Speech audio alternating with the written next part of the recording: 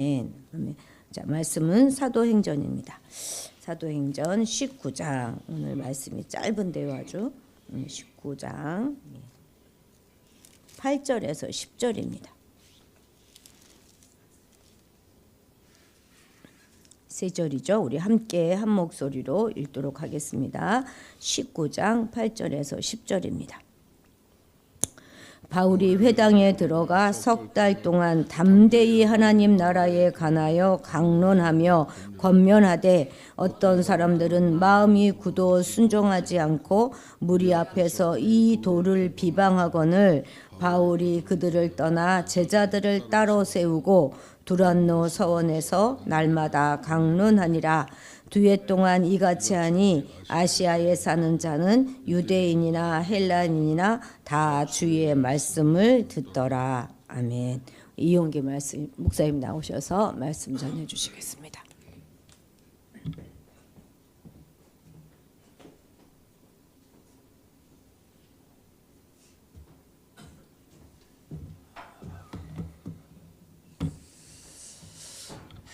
기도하겠습니다. 사랑의 아버지 하나님, 오늘도 저희들에게 귀한 시간 허락하여 주심을 감사합니다. 이 시간도 주님 주신 말씀을 통해서 은혜 받는 시간 되기를 원합니다. 전하는 자나 듣는 자나 한 마음은 되어서 하나님의 말씀 안에 은혜 받을 수 있는 시간들이 되게 인도하여 주시옵소서. 감사하며 예수님 이름 받들어서 기도했습니다. 아멘.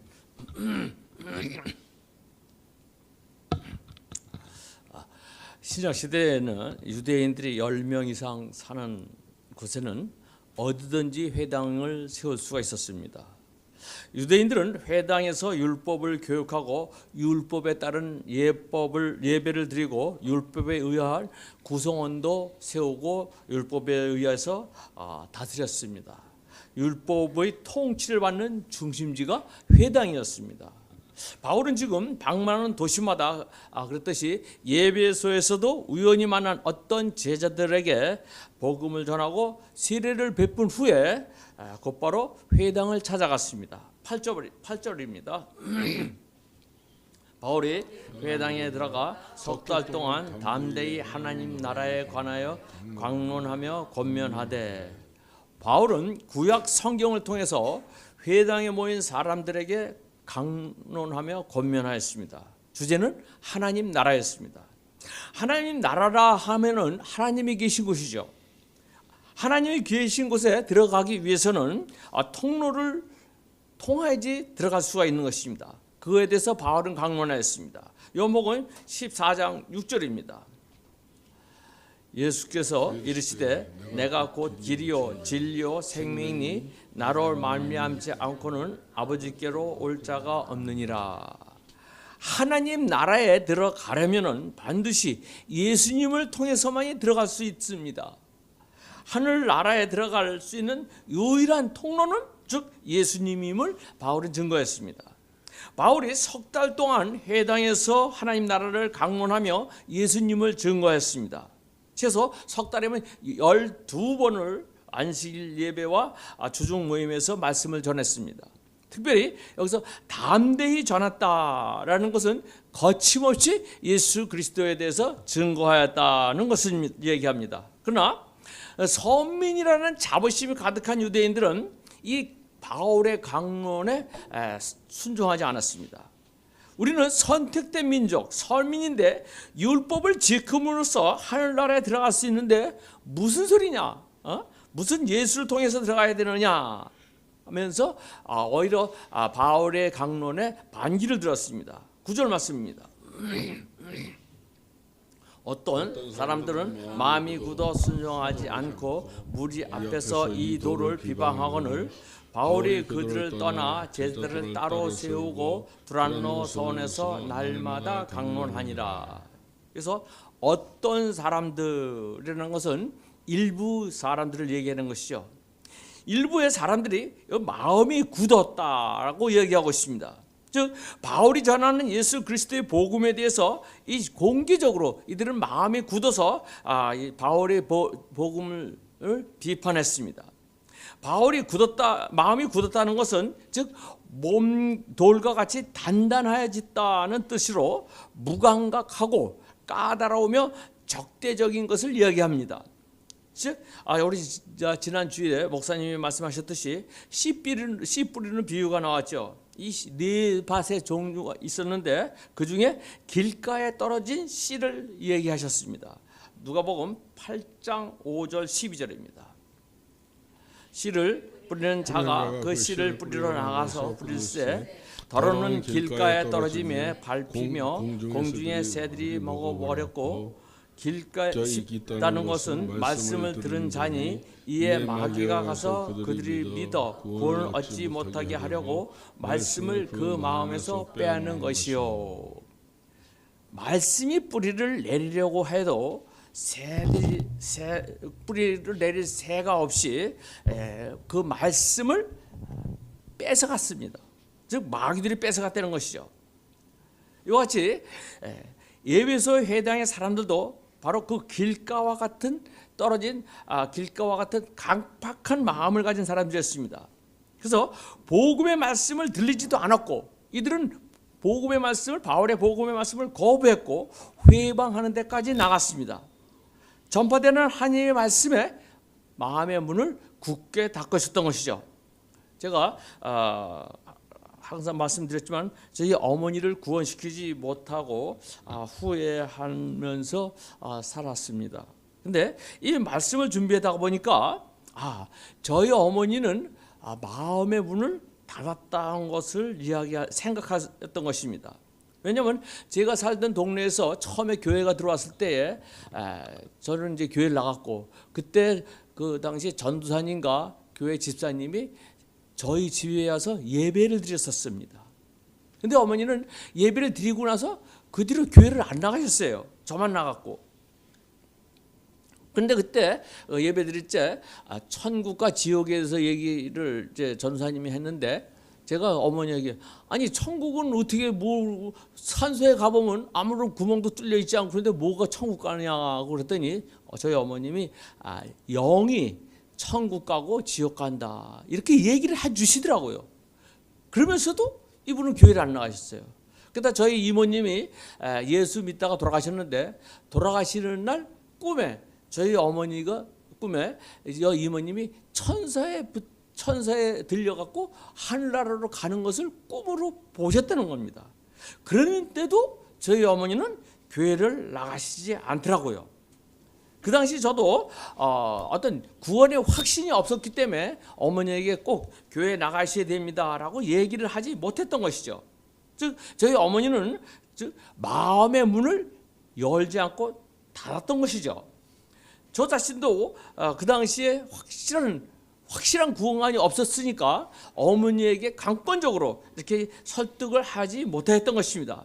어떻게 보면요, 사단 마귀가 저희 어머니를 구원하지 못하게 말씀을 받아들이지 못하게 마음의 문을 닫았던 것 같습니다. 그래서 저희 어머니는 마음의 심령이 죽어 있었던 것이죠. 오늘 본문에서도 어떤 사람이 마음에 굳어 있었다, 즉 심령이 죽어 있었다는 것이죠. 그들의 마음이 굳어 있는 상태에서 아무리 바울이 설교를 하고 석 달 동안을 이야기한다 한들 이들의 마음이 좀처럼 열리지가 않았던 것입니다. 오히려 그들은 바울을 배척한 대상이요 불순종의 대상으로만 여겼던 것입니다. 그래서 마침내 그들은 예수 그리스도의 복음을 회방꾼이 되고 말았죠. 우리가 하나님의 말씀이라는 씨를 품기 위해서는 어떻게 됩니까? 우리의 마음의 문을 열어야 되는 것이죠.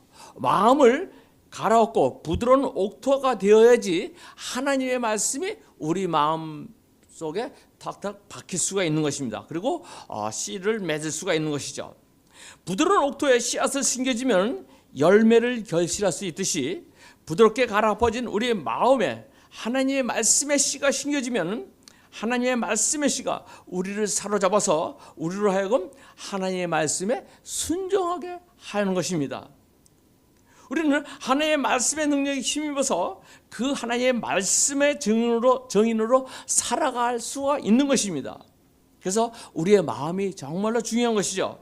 그래서 저는 바로 하나님의 말씀의 복음을 받아들였지만 저희 어머니는 받아들이지 않았듯이 견고한 믿음의 출발점이 될 수도 있지만 또 불신앙의 시작점이 될 수도 있는 것입니다.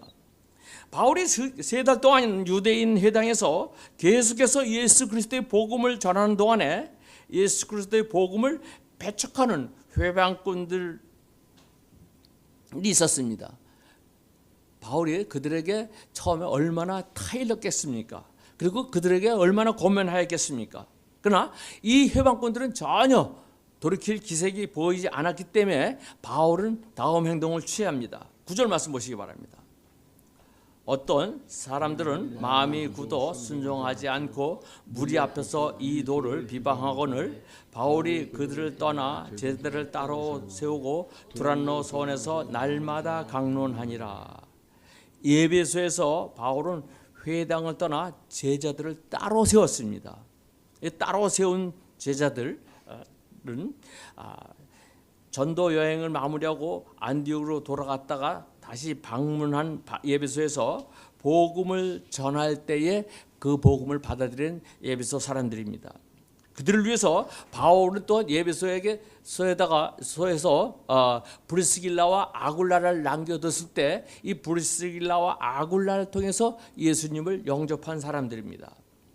그리고 3차 전도여행을 시작하면서 에베소에 다시 온 바울을 통해서 주님을 영접한 사람들을 포함하죠. 한마디로 그 당시 에베소에 있는 모든 그리스도인을 이야기할 수가 있는 것입니다. 이처럼 에베소에서는 이미 주님을 영접한 다수의 그리스도인들이 있었습니다.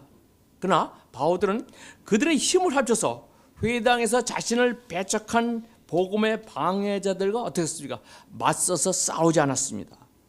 그런 복음의 방해자들을 어떻게 했어요? 떠나고 따로 제자들을 세워서 복음을 전하고 강론하였습니다. 여기서 강론하여다 원뜻은요, 추론하다, 논의하다, 확신을 주다라는 뜻입니다. 즉 복음을 논의하였고 질문하였고 또 대답하였으며 복음에 대한 확신을 원하는 모든 사람에게 주었던 것입니다. 따로 세웠다, 즉 따로 세웠다는 그리스도에 대해서 복음에 대한 확신을 이 따로 세운 사람들에게 확신을 주었던 것이죠. 3차 전도 여행 때에 바울의 목표는 무엇이었습니까? 예수 그리스도 안에서 완전한 자로 세우는 것이었습니다. 고린도서 1장 28절 29절입니다. 우리가 그를 전파하여 각 사람을 권하고 모든 지혜로운 각 사람을 가르침은 각 사람을 그리스도 안에서 완전한 자로 세우려 함이니 이를 위하여 나도 내 속에 내 능력으로 역사하시는 이의 역사를 따라 힘을 다하여 수고하노라. 그리스도를 전파해서 각 사람을 권하고 모든 지혜로운 각 사람을 가르칠 각 사람에게 그리스도 안에서 완전한 자로 세우기 위해서 바울은 일평생을 노력했습니다. 이를 위해서 바울은 지치지도 않고 나도 내 속에서 내 능력껏 역사하시는 이의 역사를 따라서 힘을 다하여 수고하고 있다고 고백합니다. 바울이 전하고자 하는 목적을 이루기 위해서 바울은 몇 해 동안 노력했습니까? 10절 말씀 보시기 바랍니다. 2해 동안 이같이 하니 아시아에 사는 유대인이나 헬라인이나 다 주의 말씀을 듣더라. 2년 동안 바울은 하루도 빠짐없이 예수 그리스도의 복음을 가르치는 사역을 하였습니다. 바울과 에베소 그리스도인들은 자신들을 구분하여 따로 세워서 열심히 말씀을 공부했습니다. 바울은 2년 동안 계속해서 두란노 소원에서 복음을 전했습니다. 그 결과 유대인과 헬라인을 막론하고 아시아의 많은 사람들이 어떻게 주님을 영접하고 주님의 말씀을 들었습니다. 오늘 본문에서 언급한 아시아에 사는 지역, 즉 아시아는 사는 지역에서는 오늘날 터키 대륙을 이야기합니다. 터키 대륙의 서북 지역으로 바울이 두란노 소원에서 전하는 예수 그리스도의 복음이 에베소에만 국한된 것이 아니라 에베소를 넘어서 광활한 아시아 전역, 즉 터키 대륙으로 퍼졌습니다. 그래서 그 터키 대륙에 수많은 그리스도인들이 생기게 된 것입니다. 바울은 에베소 두란노 서원에서 복음을 전했을 뿐인데 아시아 전역의 모든 사람이 복음을 듣게 되었습니다. 즉 소아시아의 도시들마다 교회가 세워졌습니다. 그중 하나가 골로새 교회입니다. 바울이 후에 골로새서를 쓰는데 골로새 교회는 사실 바울은 그 교회를 찾아가지 않았습니다. 더군다나 방문하지도 않았습니다. 골로새 교회를 세운 사람은 에바브라였습니다. 골로새서 1장 6절, 7절, 8절입니다. 이 복음이 이미 너에게 이름에 너희가 듣고 참으로 하나님 은혜를 깨달은 날로부터 너희 중에서와 같이 또한 온 천하에서도 열매를 맺어 자라는도다. 이와 같이 우리가 함께 종된 사랑하는 에바브라에게 너희가 배웠나니 그는 너희를 위한 그리스도의 신실한 일꾼이요 성령 안에서 너의 사랑을 우리에게 알린 자니라. 에바브라는 바울이 에베소 두란노 서원에서 복음을 전할 때에 에베소에 왔다가 복음을 듣고 회심한 골로새 사람입니다. 그가 고향인 골로새로 내려가서 복음을 전했고 교회가 설립된 것입니다. 그는 인근 라오디아 교회와 히에라볼리에서도 복음을 전했습니다. 골로새서 4장 13절입니다. 그가 너희와 라오디아에 있는 자들과 히에라볼리에 있는 자들을 위하여 많이 수고하는 것을 내가 증언하노라. 이런 일들이 바울이 두란노 서원에서 복음을 전하는 2년 동안에 일어났었던 일입니다. 바울이 복음을 전하는 2년 동안에 많은 각지에서 사람들이 와서 그 바울의 복음의 말씀을 듣고 회심하여서 각 지역으로 가서 교회를 세웠던 것입니다. 그래서 하나님께서 전하는 바울을 통해서 전하는 복음의 말씀을 통해서 하나님의 영광이 드러났던 것이죠. 수많은 회심자들이 나왔을 뿐만 아니라 그들이 자신들의 고향으로 가서 복음을 전했고 그래서 그들이 세워진 교회들, 그 교회들이 골로새 교회, 히에라볼리 교회, 라오디아 교회, 그리고 소아시아 지역에서는 서머나 교회, 버가모, 두라노, 두아디라, 사대, 빌라델피아 교회 등 여러 교회들이 세워졌습니다. 여러분, 어떻게 예수 그리스도의 복음이 에베소를 넘어서 아시아 유대인과 헬라인에게까지 이 구원의 은혜가 미칠 수 있었겠습니까? 이것은 역설적이게도요, 바울이 에베소 회당에서 3달 동안 복음을 전할 때 그 유대인 회당의 마음이 돌같이 굳어갖고 바울의 복음을 배척한 결과이죠. 배척하고 모독하였기 때문에 그 회방꾼들 때문에 어떻게 해요? 회당에서 전하는 것을 포기하고 따로 두란노 서원을 세워서 복음을 전하였기 때문인 것입니다. 만약 그들이 그러한 일이 없었다면요, 바울은 계속해서 어떻게 회당에서 복음을 전하였고, 그런 그 결과 회당 내에서만 바울의 복음이 뱅뱅 돌았을 것입니다. 회당 내에서만 복음이 퍼졌고 복음이 이렇게 에베소를 벗어난 그 지역으로 퍼져나가지 못했을 것입니다. 이들이 바울을 회방하고 방해한 것은 바울이 그렇게 회방하고 방해하면은 바울이 복음 전하는 것을 포기할 줄 알았죠. 그러나 바울은 포기하지 않고 두란노 서원을 세워서 따로 그들에게 복음을 전했기 때문에 그 복음이 에베소를 뛰어넘어 아시아 전역에까지 미칠 수가 있었던 것입니다. 이것이 얼마나 하나님의 놀라운 섭리입니까? 인간의 지혜는 회방하고 방해하면은 포기할 것이라고 생각했지만 하나님은 더 큰 열매를 맺게 하여 주신 것입니다.